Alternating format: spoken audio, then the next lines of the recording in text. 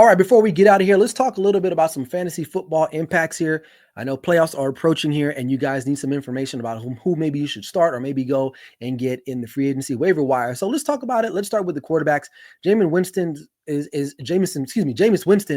one of those guys where if you're in a pinch again and you need a guy that's not afraid to throw the ball down the field, he will. He will throw the ball. He will chuck the ball. He will throw the ball all over the yard. So he's definitely somebody you want to consider. I know he's rostered in a lot of leagues right now, but if you can maybe get him or maybe start him, you might have an opportunity to steal a game there for sure. So, he's a definitely viable matchup for you guys in the next coming weeks. Bo Nix has definitely stepped his game up. He had a 4-touchdown game against the Atlanta Falcons. Not expecting him to throw 4 touchdowns every game, but he's a dual threat. He can throw and he can also run the football too, especially in those goal line situations. So Bo Nix for the Denver Broncos, definitely a guy you want to consider as well. Now, as far as running backs, Cam Akers from the Minnesota Vikings had a really, really good game this past weekend.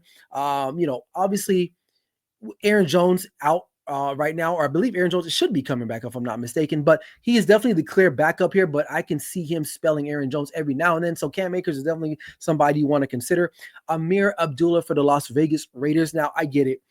The Raiders have not been able to run the football whatsoever at all this year between their two other backs, I believe, in Alexander Madison and Zamir White. Now, however, though, Amir Abdullah has shown some glimpses to find the end zone. So maybe if you are in a crunch and you need someone, definitely somebody you should consider. My top targets for wide receiver, Christian Watson again for the Green Bay Packers. The Packers receivers are kind of funny because it's like a rotating circle with them, right? You don't know which guy is going to be the one to step up. So, you got a chance, especially with them, because you don't know who Jordan Love is going to have the hot hand for.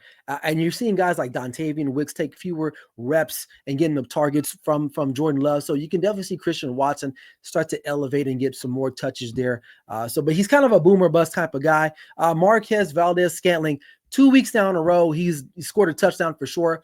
I believe he generated like 16, 17 points in fantasy this past week. So definitely a guy worth considering. A lot of people are not even thinking about the Saints because they're not really in contention. So you might be able to get him. If you do have him, you should start him. As far as tight ends too as well, Jonnu Smith had a breakout game this past weekend for the Miami Dolphins. Had a touchdown, I believe, over 100 and something yards receiving. So definitely a guy you want to be on the lookout for. Zach Ertz for the Washington Commanders. He's been really consistent in fantasy as far as fantasy stats are concerned. So definitely some guy you want to consider too.